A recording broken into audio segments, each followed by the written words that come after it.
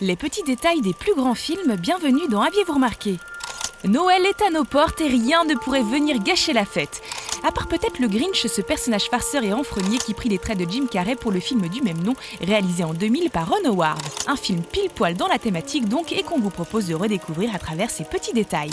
Histoire reprise du livre du Dr Seuss, qui sera adapté plusieurs fois au cinéma avec le chat chapeauté ou encore le Lorax, le Grinch reprend beaucoup de l'univers de son auteur, le Dr Theodore Seuss Geisel, allant même jusqu'à inclure un peu partout le même motif de tourbillon, très présent dans le livre, que ce soit dans le décor de la ville, dans les coiffures de ses habitants ou même dans les nuages.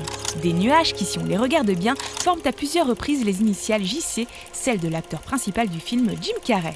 Outre cette référence à l'univers du livre, d'autres petits clins d'œil du même type peuvent être remarqués, comme cette statue d'éléphant brandissant une torche renvoyant un autre livre du Dr Seuss adapté au cinéma, Horton, ou encore cette scène lors du repas final lorsque Cindy Lou donne au chien Max une assiette d'œufs verts et de jambon nouveau renvoie à un autre livre de l'écrivain, Green Eggs and Ham.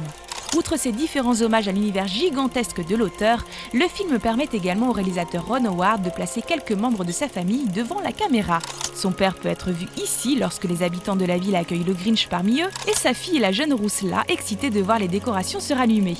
Le réalisateur s'offre lui aussi une sorte de caméo. Quand le Grinch essaye d'entraîner Max à jouer un renne, c'est bien Jim Carrey imitant Ron Howard sur un plateau avec sa célèbre casquette sur la tête.